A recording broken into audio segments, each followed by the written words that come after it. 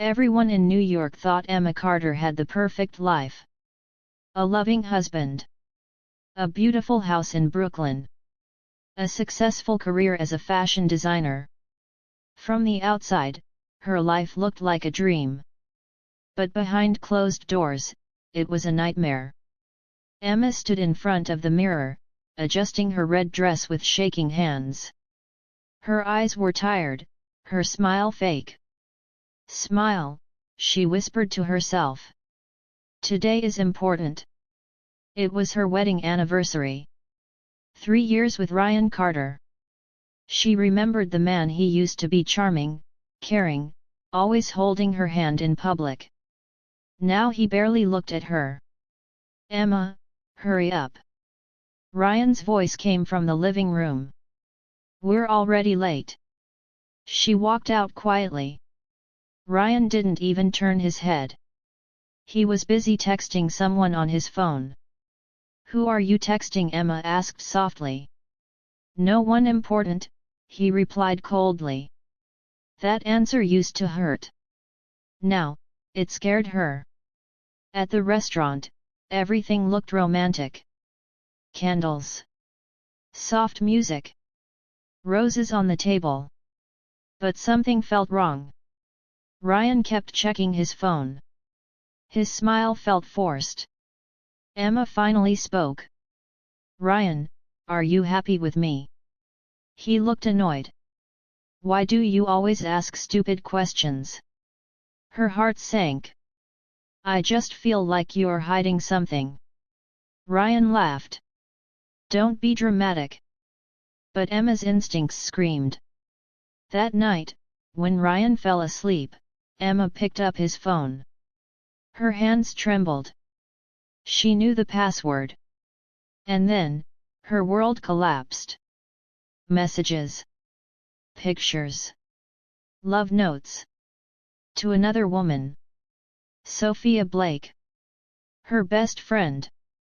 Emma covered her mouth to stop herself from screaming. 3 years of marriage, and betrayal came from two people she trusted most. Tears rolled down her cheeks. But something else was born inside her that night. Not weakness. Not fear. Fire, a fire. "If they think I'm stupid," she whispered, "they are about to learn who I really am." She placed the phone back gently. She didn't confront Ryan. She didn't cry in front of him. She smiled. And started planning. Emma didn't sleep that night. She lay beside Ryan, staring at the ceiling, replaying every message she had seen. "I love you, Sophia." She suspects nothing. Soon, we'll be free. Free, from her. The word burned inside her chest. In the morning, Emma acted normal. She made breakfast. She kissed Ryan on the cheek. "Have a good day," she said sweetly.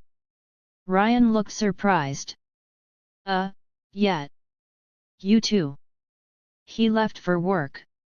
Emma waited 5 minutes, then followed him. She wore sunglasses and a black coat. Her heart pounded as she watched Ryan stop outside a small cafe in Manhattan. And then, Sophia walked in. Her best friend. The woman who cried on Emma's shoulder. The woman who called her sister. Emma watched them hug. Not like friends. Like lovers. Sophia laughed. Ryan touched her face. Emma's nails dug into her palm. "So it's real," she whispered. She took photos with her phone. Every hug. Every kiss. Every lie. That evening, Sophia came to Emma's house. "Hey bestie," Sophia said cheerfully, "let's plan a girls' night." Emma smiled. "Of course." They sat on the couch, drinking coffee. Sophia talked about loyalty and true friendship. Emma looked into her eyes. "Do you believe in betrayal?" Emma asked calmly. Sophia froze for a second. then laughed. Why would you ask that? No reason, Emma replied. Just curious. Inside, Emma was no longer broken. She was awake. That night, Emma opened her laptop. She searched Ryan's company records. He worked as a financial manager. And then she found it. Hidden accounts. Illegal transfers. Stolen money. Her lips curved into a slow smile. So this is your secret, she whispered. Not only a cheater, a criminal. She copied everything onto a flash drive. Her revenge would not be emotional. It would be legal. Perfect. Clean. She texted Ryan, I miss you. Let's go out tomorrow. He replied, sure, babe. Emma stared at the screen. Enjoy your lies, she murmured. They won't save you. The next evening, Emma wore the black dress Ryan loved most. You look beautiful, Ryan said, smiling for the first time in weeks. Emma smiled back. Just for you. They went to a rooftop restaurant overlooking the city. Lights sparkled. Music played softly. To Ryan, it felt like their marriage was healing. To Emma, it was a goodbye dinner. Ryan, she said gently, do you trust me? He laughed. Of course I do. Good, she replied. Because I trust you too. Her words were sugar-coated poison. While Ryan talked about work, Emma secretly recorded his voice on her phone. So, how's your job going? She asked casually. Ryan sighed. Stressful. I handle all the money. Sometimes I move it around to protect the company. Emma raised her eyebrows. That sounds risky. He smirked. Nobody will ever know. Perfect.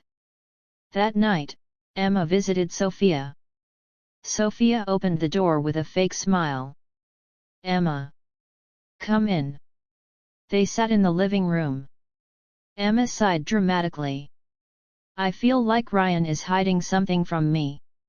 Sophia stiffened. Why would you think that? Emma leaned closer.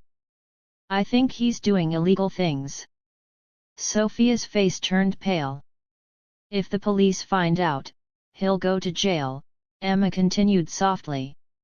Sophia swallowed. Maybe you should forget about it. Emma smiled sadly.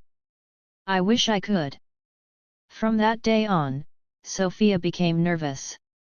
She fought with Ryan. She feared losing everything. Emma watched it all quietly. A week later, Emma sent an anonymous email to Ryan's company. Attached files, bank records, voice recording, photos of secret meetings. Subject line, truth behind your manager. 2 days later, police cars arrived at Ryan's office. Emma stood at her window, watching the news on TV. Ryan Carter is under investigation for financial fraud. Her heart felt heavy. But not broken. Free. That night, Ryan came home late. His face was pale. Emma, did you do this? He asked. She looked at him calmly. I trusted you, she said. You taught me how to lie. Ryan fell to his knees. Sophia called Emma again and again. Emma blocked her number. The courtroom was silent. Ryan stood in handcuffs, his expensive suit wrinkled, his confidence gone. Emma sat in the back row, wearing a simple white dress. She watched him without hatred, without love. Only truth. The judge read the charges: financial fraud, money laundering, breach of trust. Ryan turned and looked at Emma. Please. He whispered. You destroyed me. Emma stood up. No, Ryan, she said calmly. You destroyed yourself. I only showed the world who you are. Sophia sat on the other side of the room, hiding her face under a scarf. Her phone buzzed non-stop. Messages from friends. How could you do this to Emma? You betrayed her. We trusted you. Sophia's world was collapsing too. Outside the court, reporters waited. Mrs. Carter. Did you know about your husband's crimes? Emma walked past them and said only one line, I believed in him. Now I believe in justice. That sentence went viral. Social media exploded. Ryan's company fired him. His friends left him. Sophia lost her job too. That night, Sophia came to Emma's door. Her eyes were red from crying. Emma, please forgive me, she begged. I loved him. Emma opened the door slowly. You loved a married man, Emma said. And I loved you as my sister. Sophia fell to the floor. I made a mistake. Emma looked down at her. A mistake is forgetting a birthday, she said coldly. This was a choice. She closed the door. Inside, Emma leaned against the wall and finally cried. Not for Ryan. Not for Sophia. For the woman she used to be. Ryan was sentenced to 7 years in prison. The man who once wore designer suits now wore an orange uniform. From his prison cell, he wrote letters to Emma. I'm sorry. I loved you. Please forgive me. Emma never replied. Some doors are meant to stay closed. Sophia left New York. Shame followed her everywhere. No job. No friends. No future in that city. The woman who broke a home, lost her own world. Months passed. Emma sold the house where all the lies lived. She moved to California. Near the ocean. Where the air smelled of freedom. She opened her own fashion studio. Phoenix Designs. Because she rose from ashes. One day, a young journalist asked her, do you believe in revenge? Emma smiled softly. No, she said. I believe in truth. Revenge is loud, but healing is powerful. She walked along the beach that evening, barefoot in the sand. For the first time in years, she felt light.